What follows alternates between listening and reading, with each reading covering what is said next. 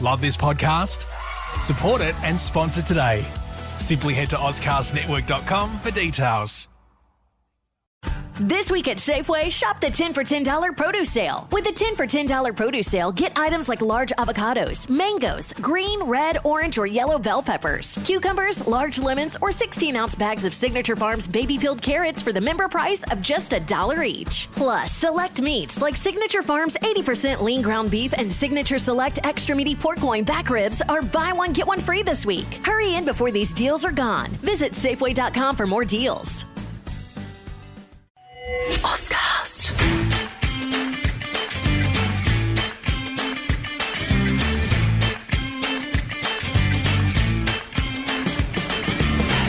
Yeah, we are delighted on the Nest, despite the season ending, to have a very special guest joining us this week, Drew Jones, a man who was drafted with pick 50 in the 2006 National Draft from Geelong, played 194 games with the Eagles, a life member of the club, and most importantly, of course, a Premiership player in 2018. As we know, he is Will Schofield, as I bring in Will and my co-host Drew Jones at the same time. But Will, you're the more important one. Thanks so much for joining us on the Nest. G'day, fellas. It's been a long time coming. I feel like I've been dodging you a little bit, but I have been busy, I assure you. I haven't been sitting around doing nothing, but it's good to be here on the Nest. Thanks for your time, Will. We appreciate it.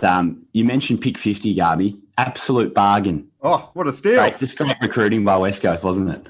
Super draft. It was the second super draft, 2006, and I think if you do a redraft, Will's probably in the top 10, and there's some good names in it as well. Have you got them? Boak, Gray, Shane Edwards, Tom Hawkins, Jack Revolt, Basher Hooley, Josh PK, so the other Josh Kennedy, Selwood, Kurt Tippett. I think I'd take Schofield over Tippett, though. So there's some serious names there. Bloody oath you would. You're not taking Kurt Tippett. What's he done? Joel Selwood, Travis Boak, a couple of captains. That's good. It was a good draft. It was a good draft at the time as well. And obviously all these things time will tell. But I've actually looked over it myself and wondered if I get in the top 10 post-career. It'd be close. It'd be 10-ish. So are you still in contact with Travis Boak, having played together at the Falcons? Yeah, so, Trav, not daily, but if I ever run into him, have a good chat with Trav. He's a good guy. His dad and my dad played footy together. He's Torquay boy, Travie Boak. So, yeah, he was always a better footballer than me and a leader, which is the way the career's gone. Joel and Tom. So Tom Hawkins, I went to school with his sister, Edwina, and Joel and Tom. The number one Geelong Cats host family was across the road from my house in Geelong. So they were in there, and I knew obviously of them from around town. So it's been interesting watching Joel and Tom go on and played in the most wins of all time of any pairing. And, Joel Selwood breaking the Cats records. They both have phenomenal careers, but I'll be somewhere behind them in the bunch. You've had a more than decent time in the game as well, Will, that is for sure, which we'll get into in some detail on the Nest in this episode. Before we do, though, and discuss it all and that draft and what it was like as a skinny teenager from Geelong moving across to the West and all that you achieved from that day, what are you up to now? Obviously, we know about the retirement and how it all came about, but what's life like for Will Schofield in the West? Yeah, it's an interesting transition out of footy because I've spent almost 14 years as an athlete and in a footy club environment as my job, as my employment, and so that's different to anyone else who's a fan or a sponsor or in the media. Footy for me, well, in the media is different. Yeah, that's your job too, but it's been my job. So to transition work-wise out of it's been interesting because you go from being around 45 guys your same age, plus coaches, plus support staff. So I was pretty lucky with the hubs last year. I used them to my advantage.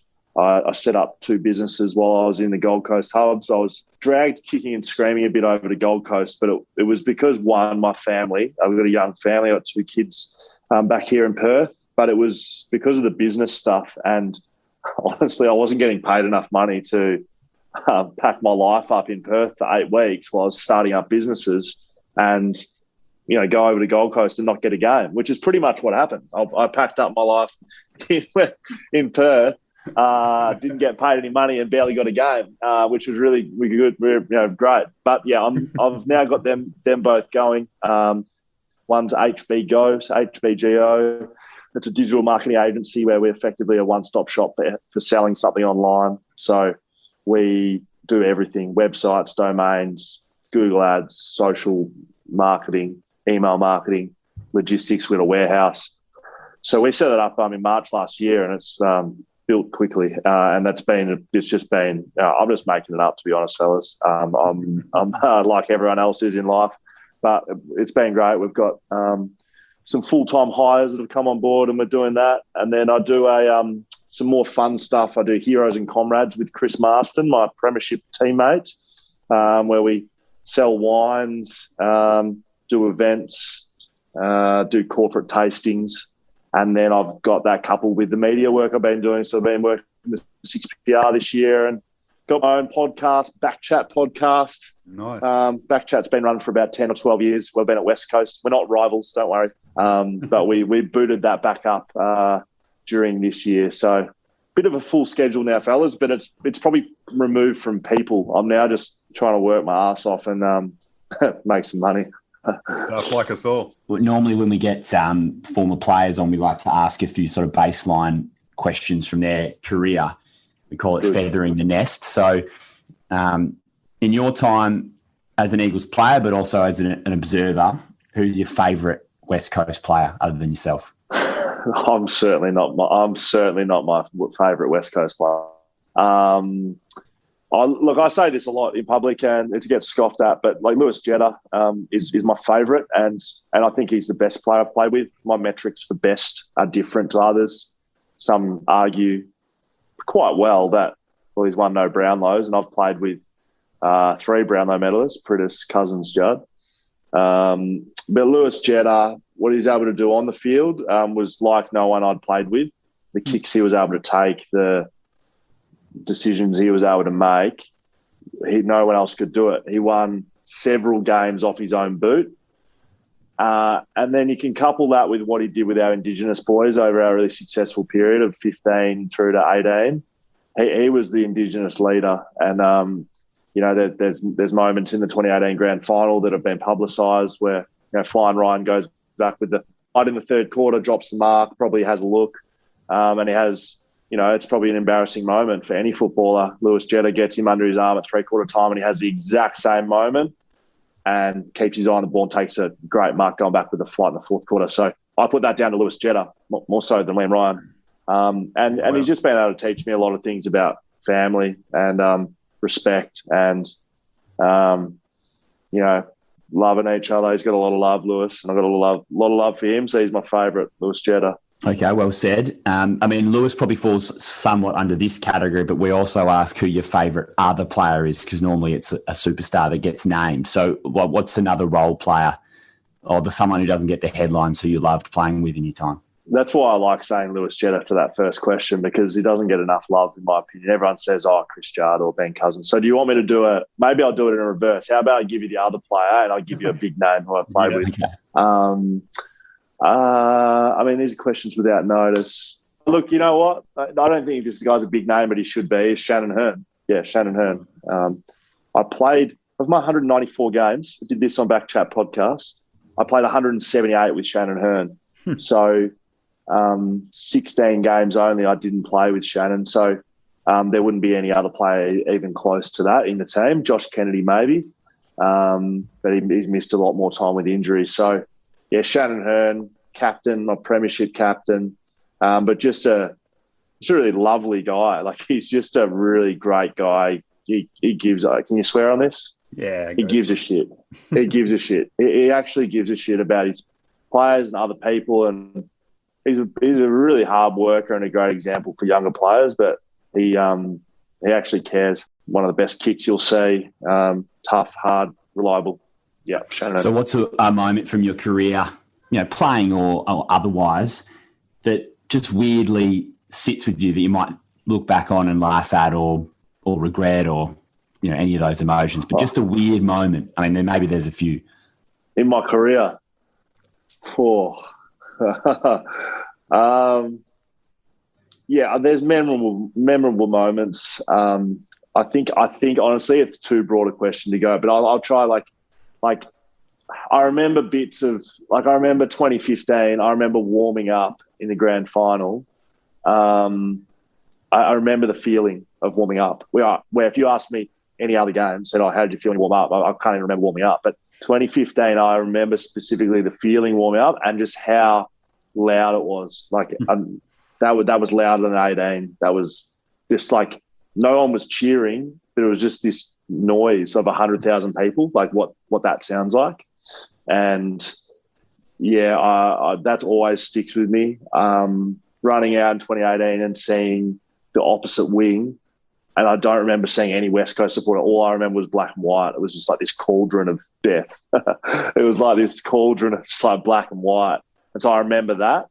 I obviously remember parts of games and different things and big moments, but yeah, I guess I'd need to be prompted a bit, but hopefully hopefully they're a good couple of memories. For sure. Do you remember how hot it was? Yeah. 2015 grand final. That was the hottest final ever. Yeah, I wouldn't argue against that. I remember how hot it was because we were warming up, and I just remember thinking, I'm so hot. Like that was one feeling. I was like, I'm so hot, and my legs feel so dead. Like I felt cooked warming up, and it eventuated. Like the way we played that first half, we were cooked, and that was mental, and that was physical. Turned into physical because of our preparation, because of our the expectation. And then that's why 2015 went the way it did, and that's why 2018 went the way it did, was the preparation, expectation, mental side of the game, not physical. Probably a better physical team in 15, probably. Wow. What was your biggest tantrum as a West Coast player? Oh mate. How long does this podcast go for?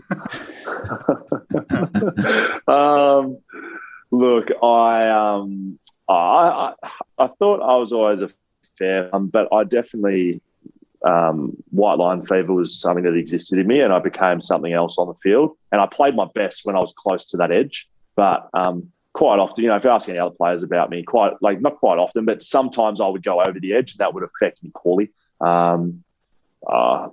Tantrums, I wouldn't say tantrums. I always used to think it was funny. I used to be very, very direct at feedback on the field. It was a big strength of mine because you're not sitting in an office, mate, a boardroom or on the couch at home where you can have, frame a conversation around something if something needs to get decided, where you want to go for dinner, and you can sit around and have a browse on Uber Eats and take your time. Like on the field, you need to be direct. And I was the most direct. Like I didn't waste many words. So, I think players eventually respected me for that because I was most of the time was right. And even if I wasn't right, because it was so direct, well, it got what needed to be done anyway. So tantrums. I mean, headbutting Zach Butters in 20 whenever that was. I can't even remember that last year. Was it last year? Yeah, that's probably not a good thing, but that's a tantrum, isn't it? Headbutting someone. You don't want to do that. Any more, Drewy, or have we feathered the nest enough with Will Schofield? Well, I was going to ask what his favourite goal is, but I think we all know the one against Adelaide where he ran the entire field is probably going to be the answer, right? No. Come on now. I've got a couple. I've got I kicked one on my left. Not many people know this. I kicked my first goal on my left foot. I'm pretty sure. Yeah.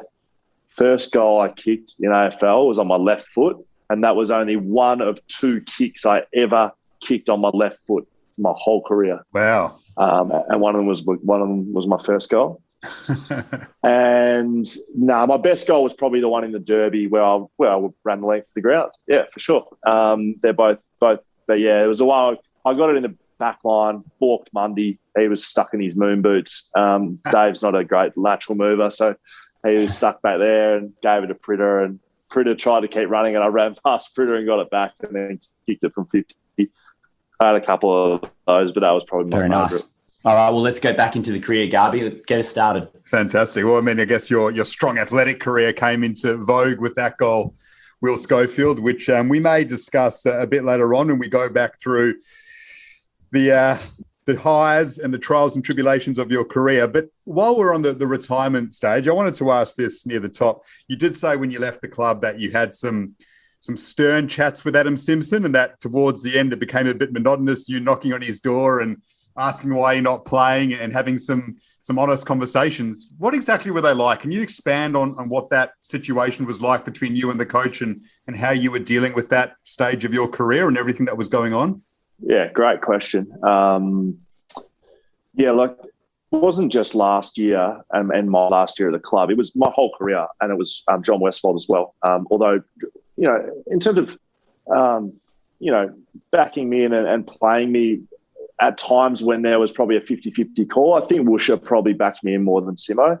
But Simo certainly had trust in me and respected me and,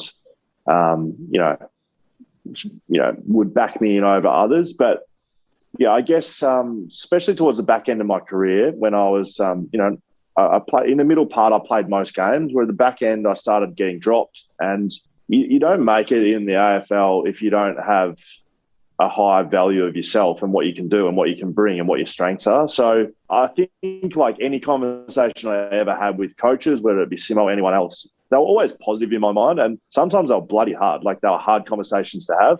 And it might be, getting dropped for a younger player or getting dropped for someone of a similar style or getting dropped because they wanted to play small. That would happen a lot. Is they always thought we were too tall. McGovern, Barrass, Schofield was too tall. My go-to was like, how do we go in the grand final? It went pretty well in 2018 playing three talls. And that was my biggest frustration, was getting pigeonholed into being too tall or getting, all perception stuff. I really would battle constantly. And again, not just with Simo, with line coaches, about perception versus reality. My career towards the back end, there was this perception that I was things that I wasn't, too tall, not running hard enough. I don't know, all these perceptions that were negative connotations, but I would always run with positives. Like, look at what I can do. Look at who I can beat. Put me on someone. I'll shut them down. Get me running. I can still run. And it was just conversations like that. Specifically with Simo, I would just walk in there. I'd make sure he was free and walk in and challenge him. And that's a positive thing. Like head coaches, I'm sure it's the same, even though I've only played under two. They like getting challenged, but they don't like getting challenged. Like, they don't love it at the time, a senior player coming and challenging them about decisions they've made. They're paid to make the decisions and they've made them, and then I'm coming in there saying, well, why have you done this? So it's not a good feeling for them initially. But I think, like Simo and I have got a great level of respect for each other. I think almost 100% of the time, even if it was fiery, and never were like, there's no physicality and there's no like swearing, but sometimes that would be like him saying, this is what I think, and me saying, this is what I think, and butting heads hugely. But eventually we'd both, within hours, be all good with it. It was always better to speak about it and challenge rather than walk around the club and stew about it, and then it brings everyone else's mood down. So that was the best way I could deal with it. And in the end, I got sick of it. It's bloody hard. It's not many guys would do it as much as I. If you spoke to many other guys that played with me, I would be number one of blokes challenging coaches. I think not enough guys do it, in my opinion, but that's because I do it. So yeah, we're still young enough to be playing, Will. So if you hadn't been able to set up those businesses in the hub and been, I guess, set up a smooth transition out of footy, would you have tried to keep going? Yeah, at the time, I was probably done, and that's not physically, because I played waffle this year, and I've really enjoyed it. My body's felt great. I've really enjoyed my footy. I finished up now. Broke my back a couple of weeks ago, 2 months ago, which sounds worse than it is. Just broke some vertebrae in my back, so that's healing now. But I physically probably was good to keep going, but mentally, what I just spoke about. And the scrutiny and the pressure and I was probably done at the time, and it's always easy. It's always 20/20 vision in hindsight, but I probably could have physically kept going for a couple of years for sure. But it was an easy decision at the time, and I didn't regret it, and I certainly don't regret it now. I don't sit here and regret not playing, but I also look at how the team's gone this year. I look at weaknesses at times during the year, and think I potentially could have added something, but I made the call. The club didn't kick me out the door, so that's on me. Speaking of this season, Will, what went wrong in your eyes? What went wrong at the club that led to such a disappointing campaign? I mean, as always, every year there's 17, well, it used to be 16, 15, but now 17 sides that don't win the Premiership. So, you're probably having similar conversations at varying lengths across the whole competition unless you win the flag. It's in saying that, it's hard to pinpoint, really. I think always your success and your failure always starts in the midfield. So I think the midfield underperformed to their potential, and that's not saying big names didn't play well. It just means that I think they can play better, and that's not out of school. That they would know that. I think the contested side of the game, they got shown up a little bit at stages, and consistency as a midfield group. Like if you can't dominate games with Nick Nat tapping it out, and he's had a huge year. He'll win the best and fairest by a long way. If you can't form a good midfield underneath that, I think that's an issue. So, how do you fix that? I don't know. I'm out of the club, but my suggestion would be defining roles and having role players more than get the ball, see ball, get the ball, which is a bit of a cop-out from me. Like, that's an easy criticism. Let's chase the ball around. But I think if you put your thinking hat on, real role definition, and as a player, if you know what you have to do as a player, generally the team plays better because you can just focus on doing your thing for the team. But if it's a bit blurred, it becomes difficult. And then the midfield stuff flows onto the forward and the backs, right? Yeah. So if you're not getting supply to your forwards, it's difficult to perform as a forward line. And then if you're losing supply as a midfield, then the backs get put under more pressure. And they look worse as well. So it always starts in the midfield, and when you win a flag, it starts in the midfield there too. So they know that. That's why they get paid the most money. That's why midfielders get paid the most money. Do you reckon there was an issue at all, and a lot of Eagles fans discuss this, of motivation? I'm not saying the team didn't go out there to try and win every time, but if you're 10% off in the AFL, as you know, you can be exposed very quickly. Was the drive strong enough, do you think, amongst the group? Have too many players been to the summit and were just off that 5-10%? Do you think that's an issue in the inside the four walls? No, I don't. I don't subscribe to the motivation thing. Just in my experience in playing over 14 years, I don't think successful years players are more motivated. And I don't think in failed years players are less motivated. Guys work their arse off all the time. I think the word you're looking for is confidence. That's just, again, that's my opinion. I think they lacked confidence, and then it's a circle of death, really. It's how, how do you get confidence back while you're losing? You work so hard in your game, and then you lose confidence. But to be able to get your game going again, you need to play with confidence, and you can't do it. And so that's what I think happened this year to West Coast, but it happens across the league. Is how do you get a confidence within a group? And usually it's winning, but how do you win without confidence? So one of the unique things about this season, Will, that West Coast fans don't often experience is absolute annihilation at the hands of various teams. What's the anatomy of a belting? You've mentioned confidence. That's one factor, but that was probably something that was really stark and hard to handle for Eagles fans, because we were thinking that we'd win a flag. Instead, who are competing. Yeah, it's a good question. I mean, I've played in. Maybe the expectation was just too much for West Coast this year. It's a really bad loss if you think it's a good team getting beaten by a team that's the same as them. But maybe West Coast weren't very good this year, and so getting smacked like that isn't as bad. That's why it was hard to handle. Losing by big margins over close to 100 points a couple of times this year. I honestly think that it sounds like a cop-out. I hope it doesn't, but it's the confidence thing. And you could use motivation, but it's not motivation, it's the confidence. And you get down by 8 goals, 9 goals, 10 goals, which is only, 48, 54, 60 points. It very quickly, there's not much difference between losing by 10 and 100, but once it gets going, and in games, it feels like there's nothing you can do.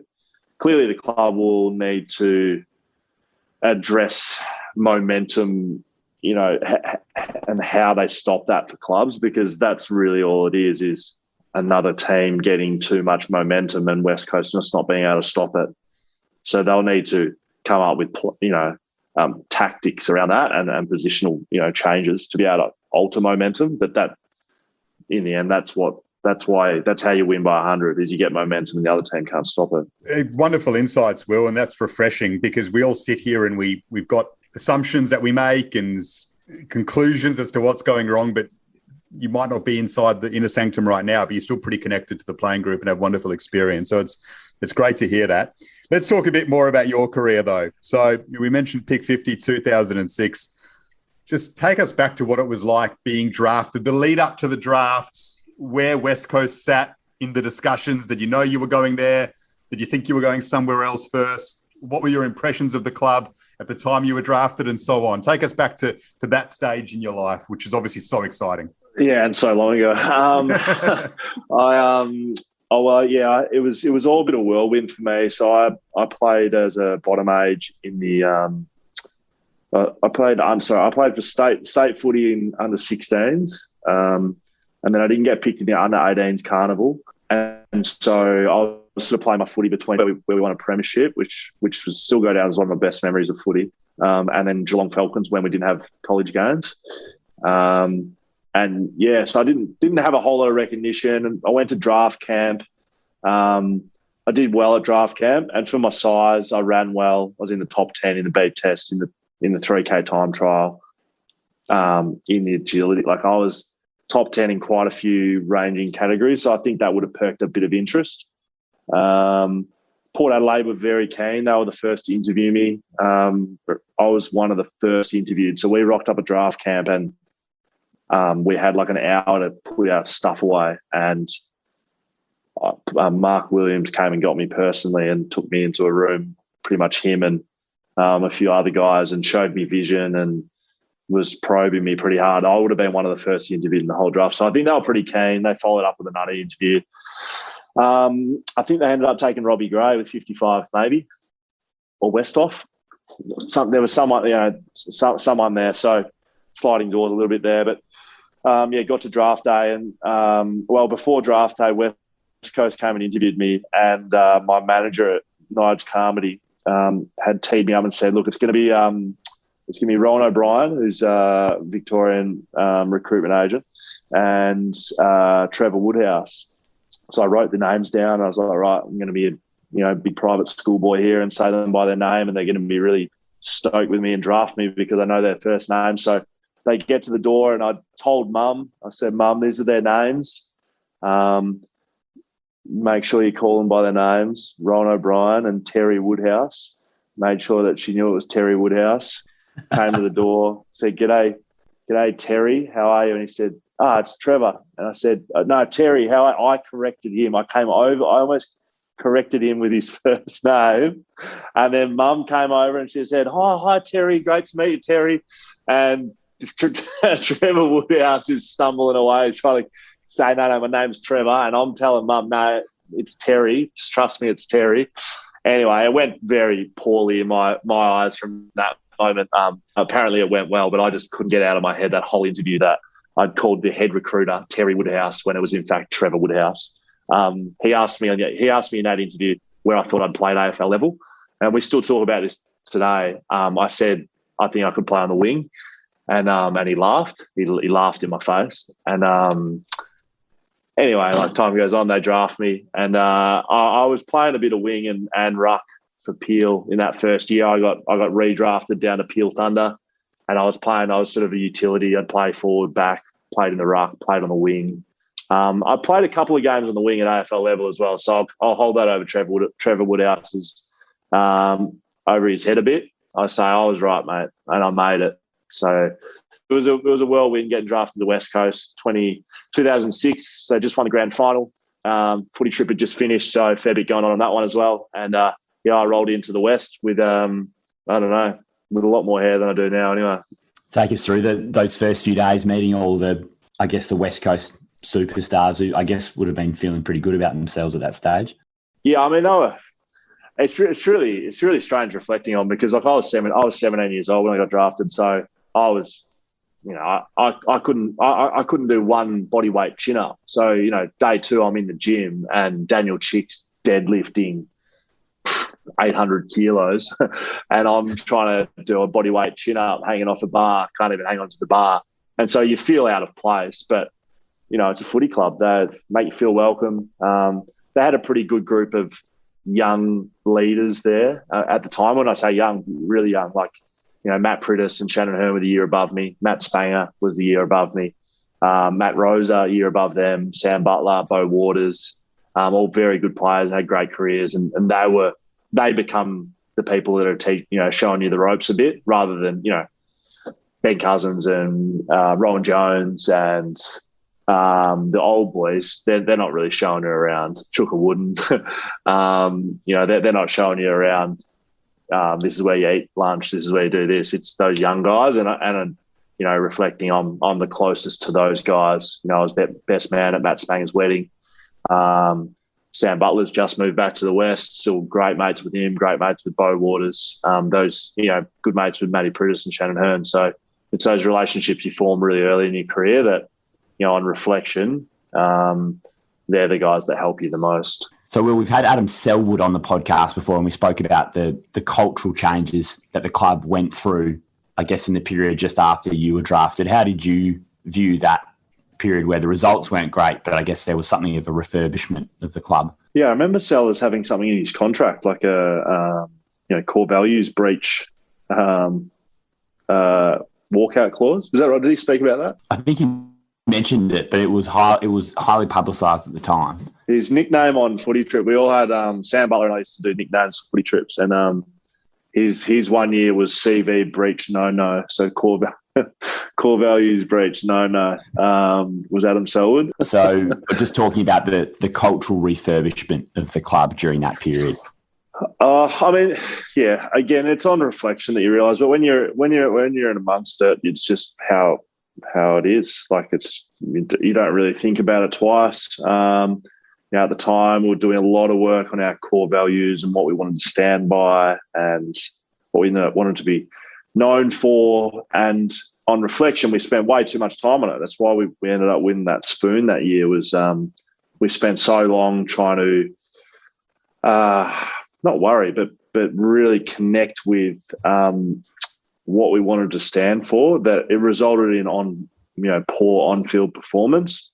But a double-edged sword, it set us up for probably 10 years of success, really. That's why the club's been able to play so much finals footy back to back to back, is the footy club's been based on, a lot of those core values that was set up at those, at that time. Now, they change every 2-3 years like any business, but a lot of those values were instilled in the young guys that were in the group at that time, which are, if you look at just the Premiership team, Luke Shuey, Chris Marston, myself, Shannon Hearn, list goes on, right? So hard at the time, and it definitely affected us poorly on the field, which is disappointing, but it gave us a platform for long-term success.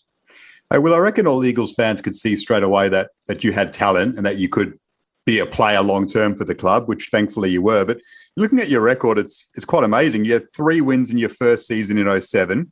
Then you played 9 games in 2008 for 1 win and 8 losses, which would be tough for a young kid.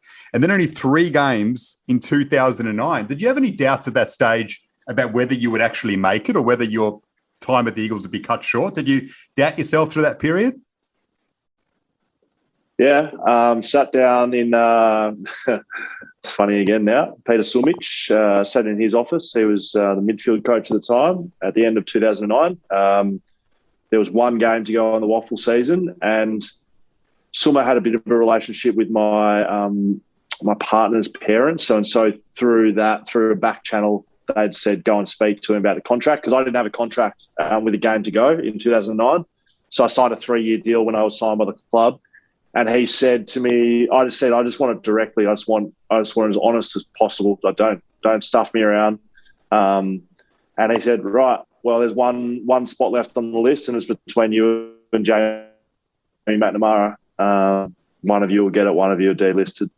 So we both played that weekend in a waffle, and not saying that this got me a contract, but I reckon if you look back at the waffle stats, we might not have time to do it right this second, but I had a good game, played really well. I probably had close to 30 touches and kicked a goal or two. And and I got a 2-year deal. Wow. Off the back of that. And with on no money really, money plus matches. And I went and bought a house not long after that in Perth, and I just backed myself in. Yeah, I just thought, well, got opportunity now. I'm going to play footy, and I'm pretty sure I did. If I watched the record there, years 4, 5, 6, I played a lot of footy.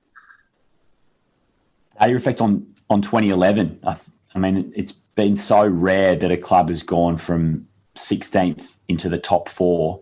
What clicked? What went right? And I don't know if you can shed any light on this, but someone mentioned to me recently that after the disappointment of 2010, Woosha sat down with, I guess, all the club hierarchy and sort of said, I want to start taking some more ideas on board from outside. I want to delegate. And then Phil Walsh played a massive hand in restructuring the game plan, and that led to success in 2011. Yeah, I'm glad you prompted me a bit, because sometimes you're just like, oh, well, we just went on and we started winning games and we did well. But Walshy had a huge impact on our footy club. I was really close to Walshy. He was, at footy club. He was a really huge football mind, and he complemented Woosha well, because Woosha's strengths were, the mental side of the game, the get the most out of yourself, work hard, the consistency, he coached like he played a bit, is hard. Whereas Walshy Woosha was smart. So this comment doesn't mean Woosha isn't smart, but Walshy was smart, was footy smart, and he got it. And he brought in this press. We started playing the press properly in 2011, and we used to have a press meeting every week. While she'd pick out the good presses and the ones where that you didn't press. And if you're on the didn't press clip, he would ream you out more than any coach I've ever heard. Just tear shreds off you. But the very next second, he'll have you in his office and he'll be showing you how to do it better. It was never personal for him, but I've never spoken about that or even thought about it until you said his name. But yeah, that's what did it for us that year. We used to just press at all costs. It was just see the ball, take one movement away from a kick. So it was a handball, a fumble, a hesitation, bang, press, just go. And it worked that year, got us to a prelim. But like anything, you got to change the way you play. So we haven't played that forever, but that was that year for sure. Can you just break down press a bit for us a bit further, just so we understand? So, I'm trying to think recently who does it, but it's a pressing defence really. So the players around the ball within a close distance of the ball, 5 to 10 metres, are just putting manic pressure on. Don't worry about manning up or standing behind your man. It's impact the ball and the player and put pressure on to create non-clean possession or hesitation or delay or pressure in their face. So they have to take more time to make a decision. And then defenders behind the ball, so midfielders and then defenders, press the man in front of you. So if you're the next man to the guy with the ball, you're pressing the guy with the ball, and then the bloke behind him is pressing his man, and the bloke behind his man is pressing his man. There's a huge art to it, right? Because if you're 8 deep in that line of pressing, you've got a lot more decisions to make than if you're the first guy at the ball, press the man with the ball. Just do that. But if you're number 8, there's been 7 people in front of you press in front, and by the 8th time, there's usually about 3 free players standing in front of you of the opposition. So you're going to make the decision quickly who's the most dangerous. So that was the coaching element of Phil Walsh is, when do you press, who do you press to, and what's the decisions you need to make around it.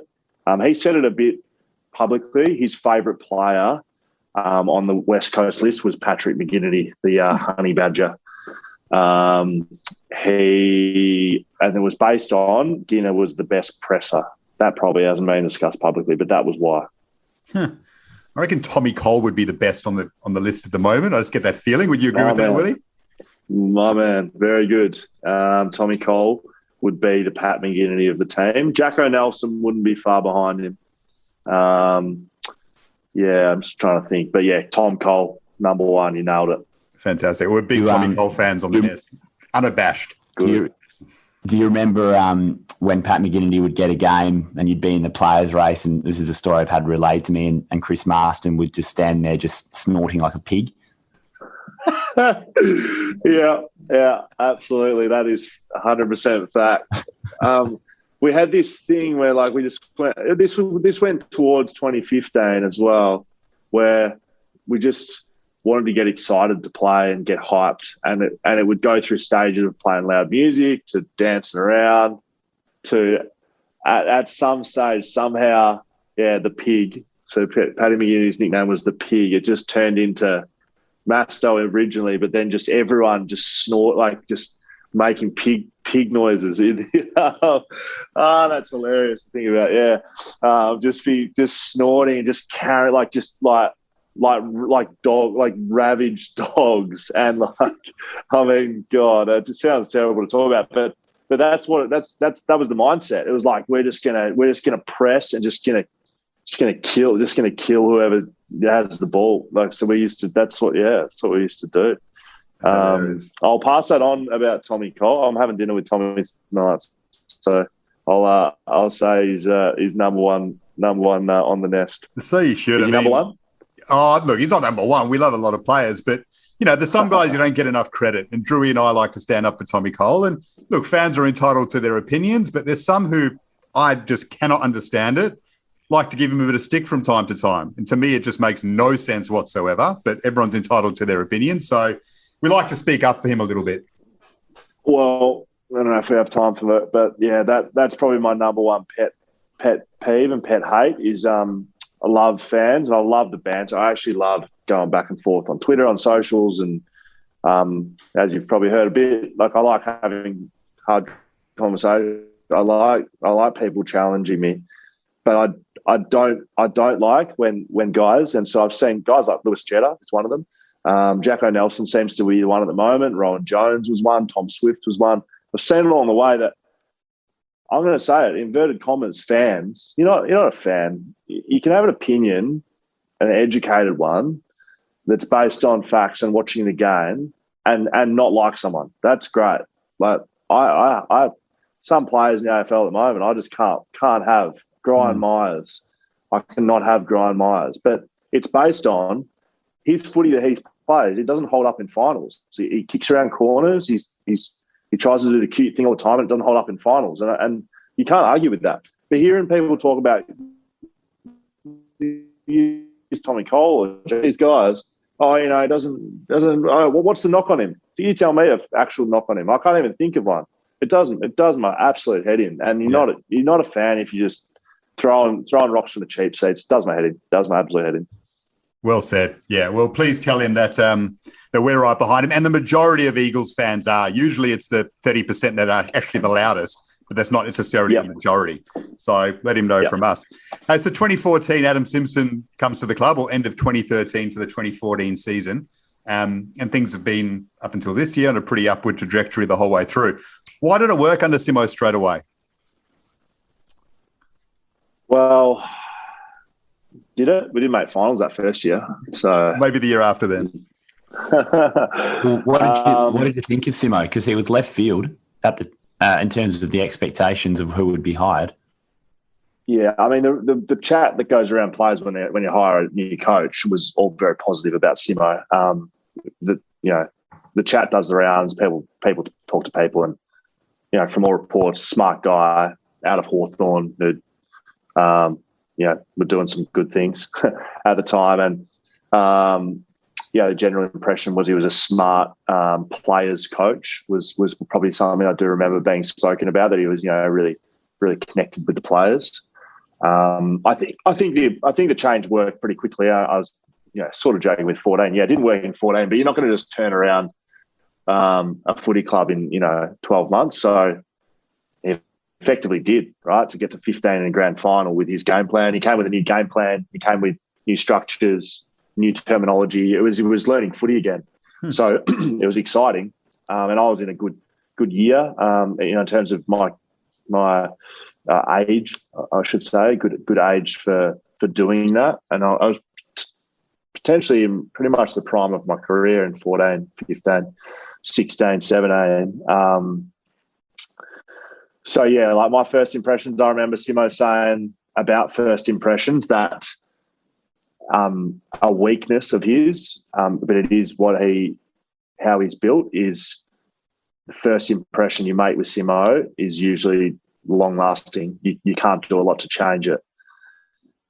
So when he came in and spoke to the group before the pre-season, I think, and then we went away to sort of work out, and I took that from Simo as like, well, the first thing he's going to see me do, he's going to see me at my fittest, ripping up the trainings. I'm just going to train my ass off. I'm going to change my diet.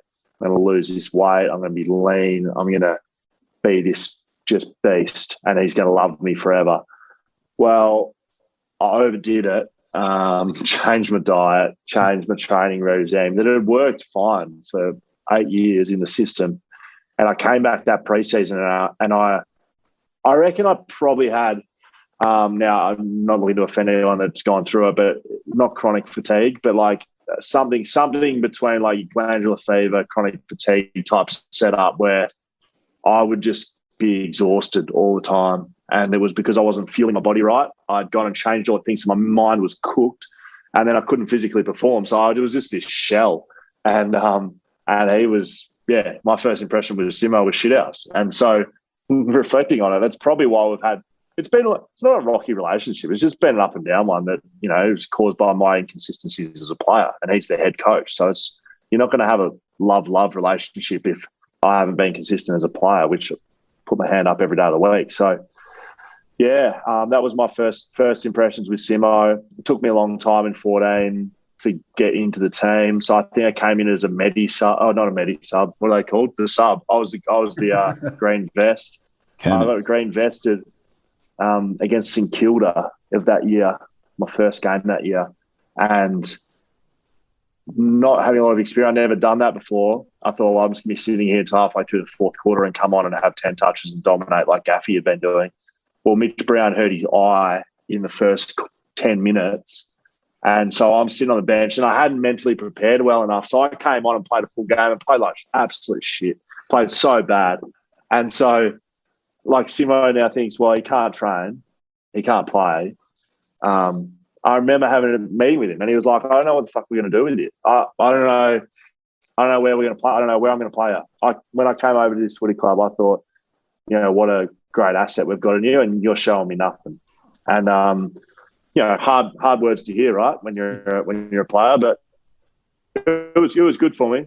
I clearly didn't get delisted that year. So it's not like it was a conversation like do this or you're out, but effectively was.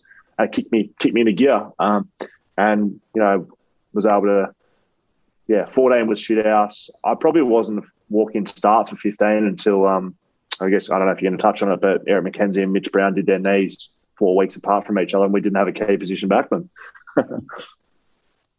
Well, I was going to ask, how are you feeling at that time? Because obviously you're feeling sympathy and hurt for your teammates who've just had season-ending injuries, but it ended up being, I guess, in some ways a good result for you. And maybe it reinvented the way the backline worked and was part of, what made the 2015 team so good. Yeah, I mean, I've had different situations across my whole career with injuries. Obviously, Brad Shepherd in 2018, that's how I got back into the team in finals. But yeah, go further back, and Mitch Brown and Eric McKenzie doing their knees was terrible for them. They were two of my best mates. Still, still good mates with them. And yeah, you can either. I remember speaking to Adrian Hickmott about it, who's just a part of the club, but I was speaking to him in the hallway about it one day during the week. So Mitch did his knee in round 1, 2015, and then during the week I was speaking to Hick, and I was like, I don't know how to feel. Like my two best mates who I compete with spots, who I think I could have played with in the same team, and now gone. And am I meant to feel guilty? Am I meant to just go, oh, that's how it goes?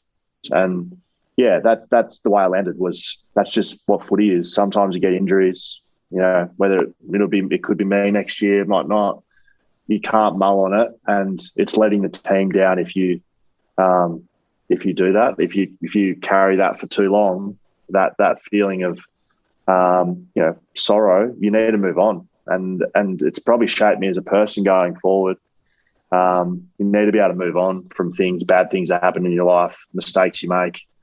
You need to have pretty thick skin and just wipe it and just keep going. So, yeah, 2015 turned into a great year. Was able to form a really great alliance with Jeremy McGovern, a young Jeremy McGovern, who really wasn't much. So I pretty much taught him everything he knows, and everything he's done on the footy field, he owes to me. Of course, I'm joking. Tom Barras played a little bit of footy, but he was way too underdone. So it was really Gov and I playing key position, which forced our hand a little bit. We got smashed by Freo at the start of that year in a derby. They kicked, it was similar to this year's derby, 8 or 9 goals in that first quarter to our nothing, and we just got spanked. And we speak about this a little bit. Sam Butler speaks about it a bit. I came into the backs room on the Monday review, and I gave some direct feedback and said, right, well, we can either do that for the rest of the year, just get absolutely slapped, or we get on the front foot. And that front foot was what the Weagle's web, whatever you want to call it. Web, the famous web. By us. Yeah. The web, right?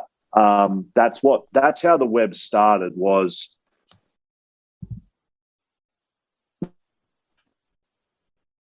we didn't want to just cop it week in, week out. We wanted to get on the front foot, and if we're going to lose, well, we're going to lose it being aggressive. And so aggressive positioning. So instead of being on the back shoulder, we'd be on the front shoulder.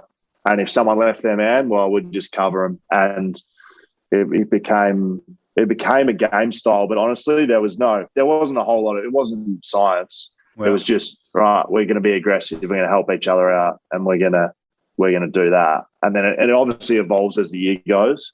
We played Richmond on a Friday night, and that was a real coming out party because, Eastern states don't see a lot of Western Australian footy. So we beat them on the Friday and played, really well as a defensive group. And it was the most fun I had in my career playing as a backline, because it was just help each other out at all costs. Like, don't worry about yourself, don't worry about your man, just help. Yeah, it was good. Brilliant. So obviously the Eagles shocked the AFL world in 2015, and then again in 2018, and you win the flag. So you're out of the team. Brad Shepherd does his hammy. You're back in the team for the prelim and the granny. What are the discussions like? Like, Shepherd goes down. Does Adam Simpson come to you the next day and say, well, you're in now? Does he leave you in limbo a little bit?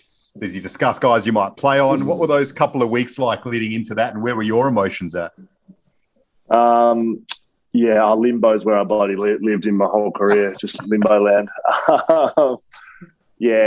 So Shep did his hammy. He had the scans confirm that it was a high-grade tear. So sometimes with hammies you can get back in 3 weeks, but this wasn't one of those. The Monday, I remember coming in. It must have been the Tuesday. We're doing a just normal training session, and Simo pulled me off to the side and said, you'll be playing in the prelim in 2 weeks. So obviously we had the break. So he told me on the Tuesday with 12 days remaining. So that was the best thing he did for me. It gave me huge clarity. I think from memory I had Tom McDonald as a matchup. He'd been in really good form for Melbourne and was their real key forward that needed stopping. The lead up into the prelim was interesting. We had Hamish Brayshaw on our list, and his brother Angus was playing for Melbourne. So a lot of our meetings during that week were held just as the squad of players, 25, where usually it's the whole team. They were quite concerned with a few things we were doing that it would get back to Angus, and that's nothing on Hamish. Wow. It was just the club being overcautious. So we tagged Gawn with Vardy and Lysett, and we did the same in the grand final. Yeah. We didn't want that getting out. We also wanted the mindset of Melbourne to be, how good are we, and how bloody good's this story going to be? How's this fairy tale of us, picking ourselves up and playing this contested round and coming over to Perth and beating West Coast and going to the grand final and winning the grand final? Like, we wanted them just patting themselves on the back. So any media we did that week, any media Simo did, there was a huge directive from the leadership group that go over and above pumping up how good Melbourne is. Wow. So and internally was,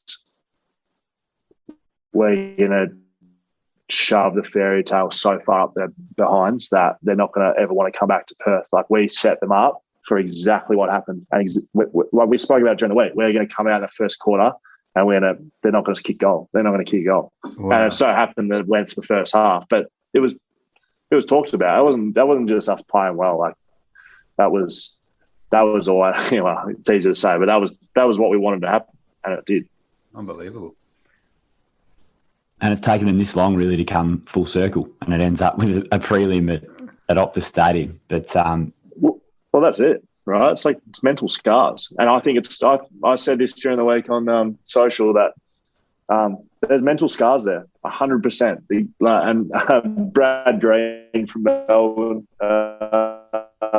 which was funny. I had a bit of back and forth with him over Twitter, but he was like, "There's no way that the team's a new team, and there's no play. There's only 12 players that have played that game, and they've won games this year. That's all good. Melbourne are the real deal this year. Like, they are a superb football team, and they're playing amazing footy, and that's all good. But there's nothing sure in my mind there will be mental scars from players that played in that day and as a footy club to Optus Stadium on prelim day. Like, it's just a no-brainer for me. I know, because it happened to me. It happened to us with Hawthorn at the G. I don't reckon every time I rocked up to the G, before the 2018 grand final, I don't think I'd rocked up to the G wanting to play there because of what had happened in 2015. So, like, that's just how it is. It's a mental scar. So Melbourne will have a mental scar. If they don't start well against Geelong in this prelim coming up, they're going to be in trouble, in my opinion. So is 2018 grand final, was that your best game for the club, do you think? Yeah. I went through a stage of saying, it's disrespectful to my career, but it was. It's not, because it was the best game I ever played. Yeah, for sure. And I've now gone full circle. I'm actually proud of that I was able to play the best game I ever played in the most important game of my career. It's a very positive thing. Initially, when everyone was like, you play your best game ever, blah, blah, blah, I was like, yeah, what about my whole life? I haven't heard from you guys before I won us the grand final. Would have been nice to get a couple of love messages before that. But that was me being, angry footballer.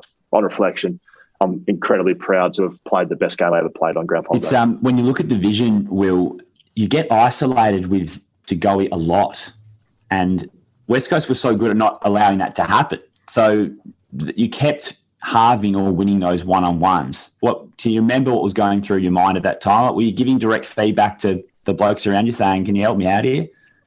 No, that was always going to be the way. I don't know if you remember, but 2018 Collingwood played a detached forward inside their forward line. So at times it was Stephenson and at times it was Degoe, but they would always play a detached forward. So we knew that was I knew going into it, that's what was going to happen.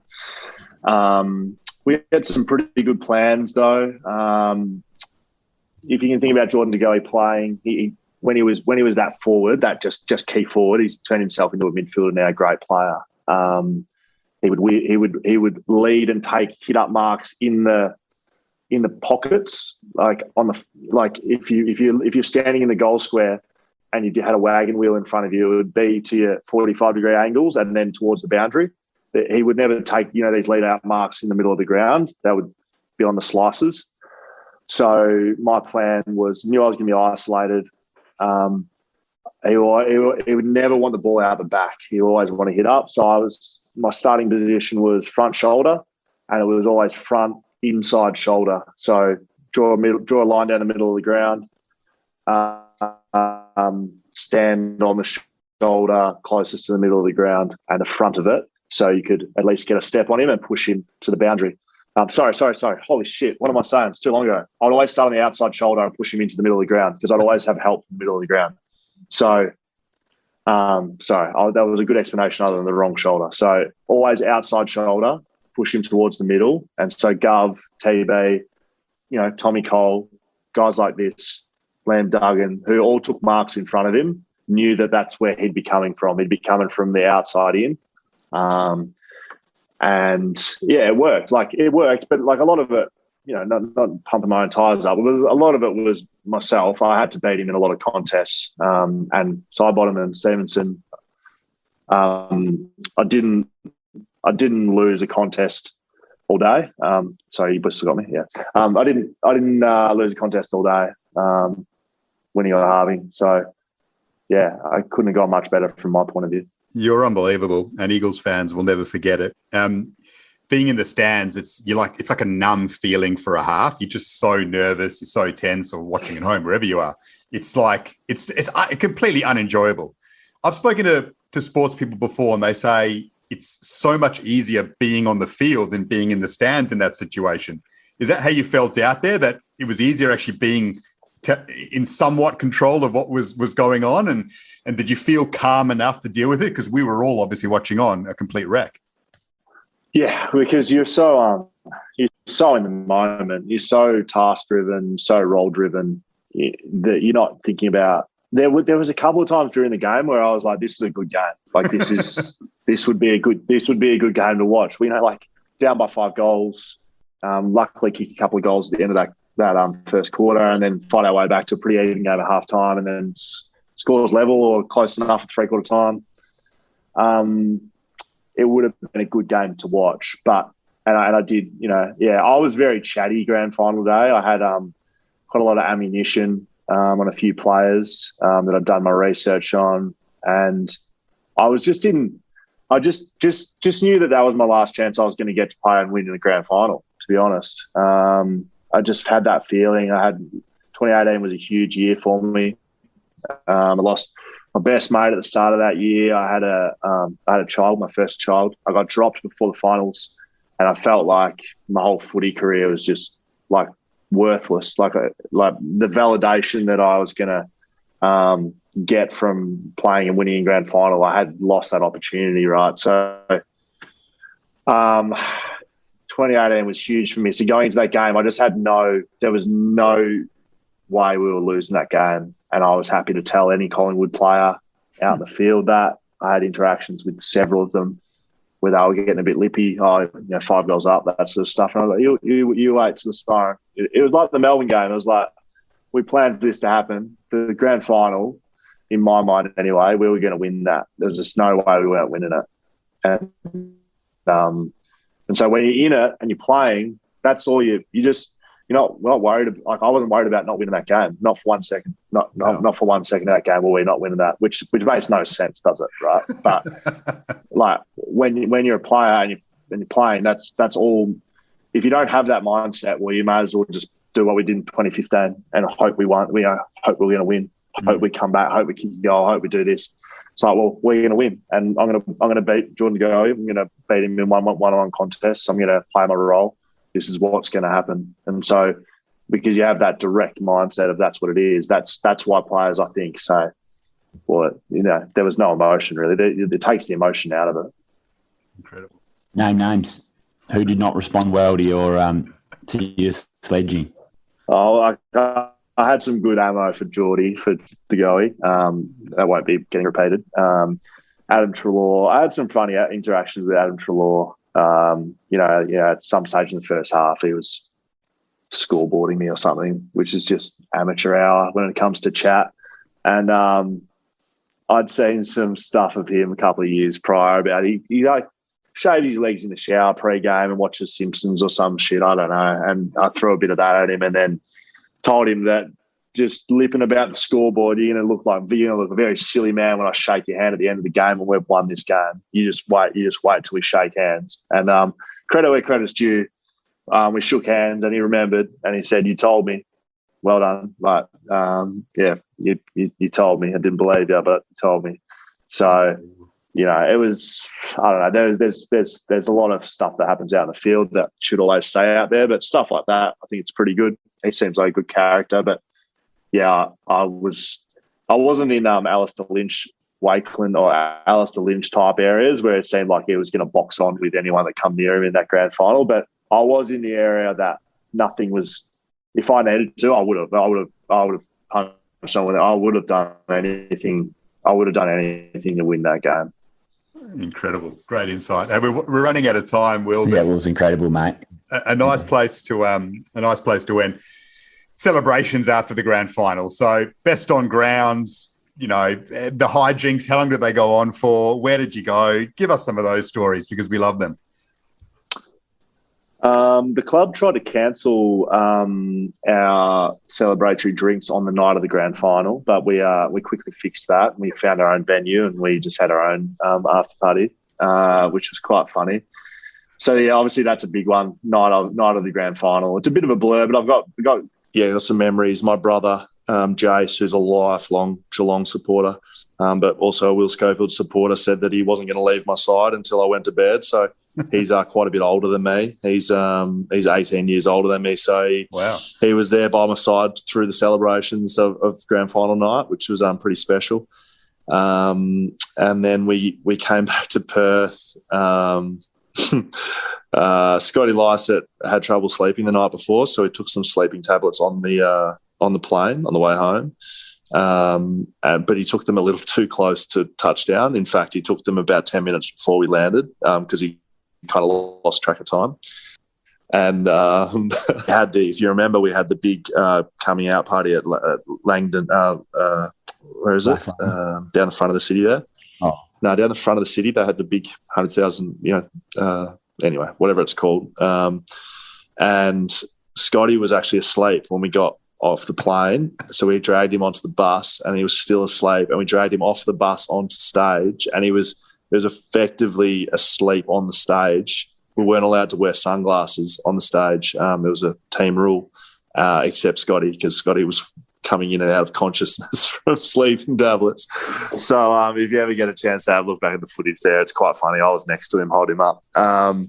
So that was great. And we sort of, to have some. He was also in his footy boots because he hadn't packed any other shoes. He left. We had one bag to go underneath the airplane that we wouldn't see until a couple of days later, and he packed all of his shoes, including his runners.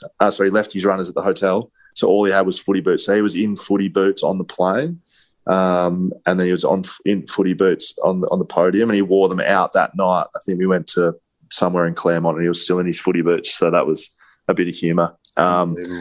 Yeah, it dragged on for a week. We had the best and fairest on the Friday. Then we went to Hong Kong for the footy trip, and that went for 4. We went home on the 4th day, and on that 4th day, after however many, it's the last time in my life that I've wanted to just drive myself to hospital and just leave myself there.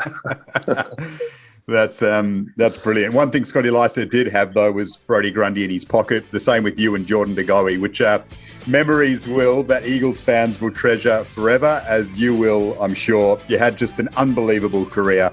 That's a great place to end it. You mean a lot to West Coast fans. It's awesome that you stuck around in Perth and you can connect with the faithful in ways like this, and we've just enjoyed it. Thanks so much. We just enjoyed it so much. So thanks so much for giving us your time and indulging us with all these awesome stories. Cheers, Garvey. Thanks, Jonesy. Appreciate you having us on. Sorry it went a bit long, but got me chatting. Good job. We loved it. Thanks, mate. All the best.